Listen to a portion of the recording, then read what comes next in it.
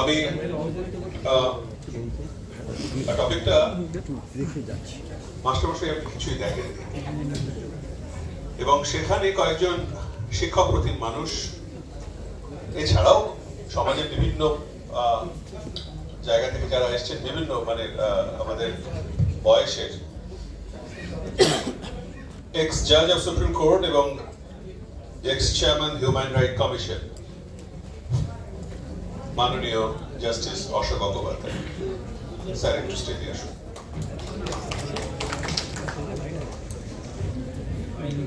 Neuro surgeon এবং আমাদের কলকাতার এক্স শেরিফ ডক্টর ইন্দ্রজিৎ রায়,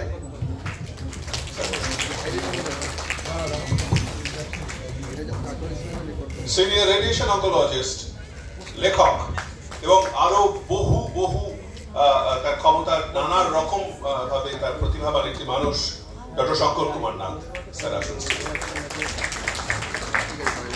আরেকটি নাম, শুধু নামটাই যথেষ্ট, বাকিদেরও তাই, কি বলবো, actor film director doctor Kamaleshwar Mukhopadhyay আছে তো? কমল চলে এসে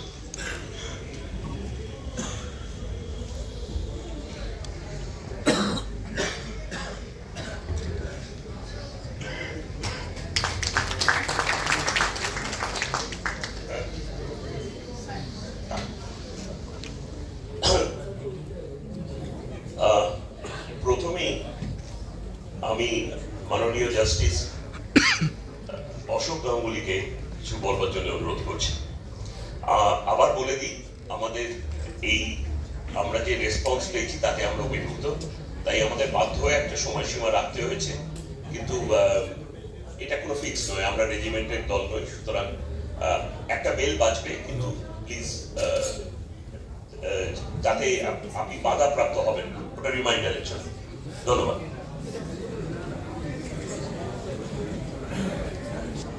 ধন্যবাদ। শুভ সন্ধ্যা বলবো কিনা নিয়ে সন্দেহ হচ্ছে, কেননা এটা কোনো একটা ঠিক কোনো মনোজ্ঞ সন্দেহ ভাষণ নয়। আমাদের প্রত্যেকেরই হৃদয় আলোড়িত এবং বিক্ষোভের বিদ্রোহের আগুনে জ্বলছে। যে তথ্যচিত্রটি দেখলাম আমরা প্রত্যেকে অত্যন্ত আগ্রহের সঙ্গে, তারপর আর কিছু বলা খুবই শক্ত, কেন তথ্যচিত্রটা এত সুন্দরভাবে সেই সময়কে তুলে ধরেছে। শুধু সেই সময় না, এটা কালোত্তীর্ণ অবস্থার মধ্যে নিজেদের আমাদের নিয়ে গেছে। একটা সুজি বলতে গেলে এই যে স্বৈরতান্ত্রিক শাসন ব্যবস্থার মধ্যে দিয়ে আমরা নিষ্পেষিত হচ্ছি দিনের পর দিন, আজ থেকে নয়। আমাদের এই এখনকার যে অনুষ্ঠান হচ্ছে, এই অনুষ্ঠানে কিছুক্ষণ আগে বক্তব্য রেখেছেন কয়েকজন, তার মধ্যে অম্বিকেশ মহাপাত্র অধ্যাপক, তিনি অনেক পুঙ্খানুপুঙ্খভাবে এই সরকারের বিভিন্ন স্বৈরতান্ত্রিক যে কার্যকলাপ, সাধারণ মানুষের উপর অত্যাচার, সাধারণ মানুষের অধিকার হরণ, সে কথা পরিষ্কার করে বলেছেন এবং তার সঙ্গে এটাও জানিয়েছেন যে এর বিরুদ্ধে সাধারণ মানুষের লড়াই করার জায়গাটা আস্তে আস্তে কিন্তু ক্রমশই সংকীর্ণ হচ্ছে। কেন গণতন্ত্রের কতগুলো তো শর্ত আছে।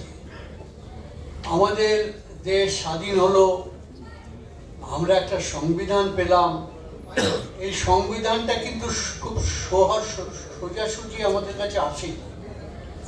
আপনারা নিশ্চয়ই জানেন যে আমাদের যে স্বাধীনতা সংগ্রাম হয়েছিল, সেই সংগ্রামের একটা লক্ষ্য ছিল স্বাধীন দেশের সংবিধান সেই দেশের মানুষ রচনা করবে, এবং সেই লক্ষ্যে আমরা সফল হলাম। আমাদের ভারতবর্ষ তার 5000 বছরের সুদীর্ঘ ইতিহাসের মধ্যে 26শে জানুয়ারি 1955 সালে প্রথম প্রজাতন্ত্র হিসেবে স্বীকৃত হল।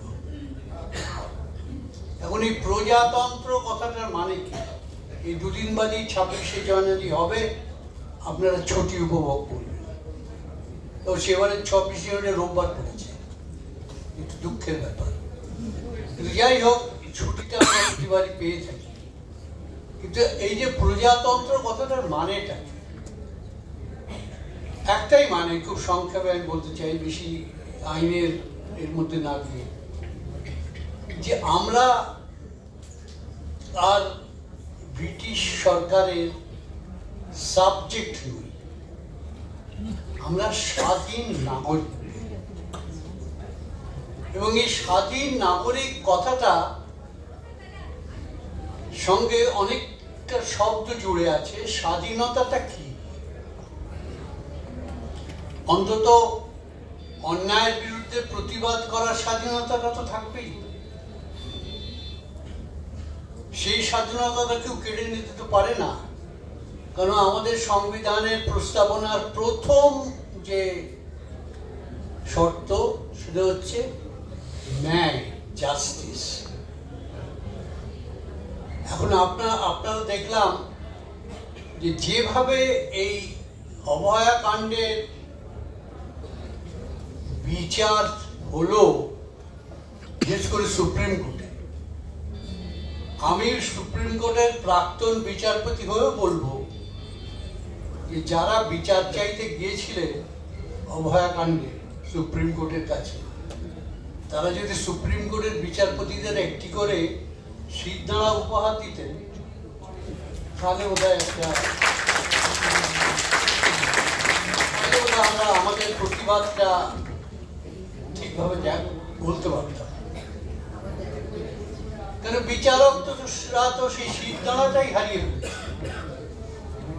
যেখানেই রাষ্ট্র প্রবলভাবে কোনো কিছুকে বিরোধিতা করছে, এক্ষেত্রে কি হয়েছে?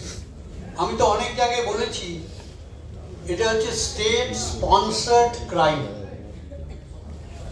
কেন বলেছি? কেননা ক্রাইম তো হয়, কিন্তু ক্রাইম করলে যে ক্রাইম করছে, যে পারপিট্রেটর, যে অন্যায় করছে, তার প্রতি রাষ্ট্রের এই সহমর্মিতা, তাকে আড়াল করার জন্য রাষ্ট্রের এই প্রচেষ্টা আগে তো দেখি, তার তো কথা নয়।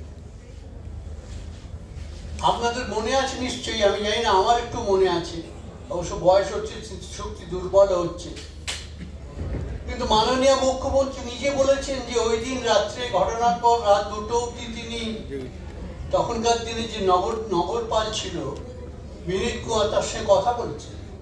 কি কথা বলেছেন? কি নিয়ে কথা বলেছেন?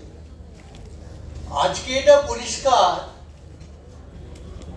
যে এই ব্যাপারে সাক্ষ্য প্রমাণ লোপাট করা হয়েছে, নতুন সাক্ষ্য প্রমাণ তৈরি করা হয়েছে।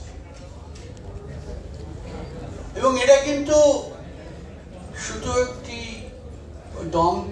ওই অঞ্চলের যে আঞ্চলিক ওসি তার পক্ষে করা সম্ভব নয়, কিছুতেই সম্ভব। সেই নগরপালকে জেরা কোথায় করছে? সিবিআই।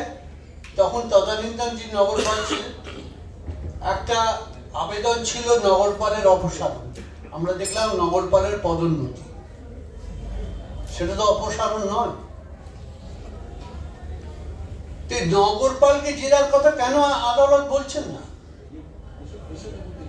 নগরপালের সঙ্গে কার কথোপকথন হয়েছিল, কি নিয়ে কথোপকথন হয়েছিল, সেটা কেন সবার সামনে আসছে না? তাহলে কিসের ইনভেস্টিগেশন? এদিকে দ্রুততার সঙ্গে ট্রায়ালটা শেষ করার চেষ্টা করছে, একটা ধামাচাপা দেওয়ার আপ্রাণ চেষ্টা। এই অবস্থায় যে কোনো সুস্থ বিবেকবান মানুষ মনটা তো ভেতর থেকে গুমড়ে উঠবে। দেখলাম এখানে লেখা রয়েছে আজ ফুল দেওয়ার সময় নয়। আমার তো সেই সুকান্ত ভট্টাচার্যের কবিতার কথা মনে পড়েছে, খোদার রাজ্যে পৃথিবী গদ্যময়, কবিতা তোমাকে দিলাম ছুটি। কিন্তু আজকে মনে হচ্ছে আমার প্রতিবাদের আগুনে আমাদের হৃদয় জ্বলছে জ্বলছে। আজকে সোজা করে গলা তুলে আওয়াজ তোলার সময়, এবং সেই আওয়াজ অত্যন্ত সুস্পষ্টভাবে উঠেছে এই ফিল্মটার মাধ্যমে। ফিল্মে যা দেখানো হয়েছে, শব্দ দেখানো যায় না, তথ্যচিত্রে যতটা দেখানো হয়েছে ততটাই যেন আমাদের মনের আগুনকে, বিদ্রোহের আগুনকে জ্বালিয়ে রাখে এবং এই সরকারি অচলায়তনকে ভাঙার পক্ষে সেটা যেন সজোরে ধাক্কা দেয়। এটাই আমার একমাত্র কথা আজকে।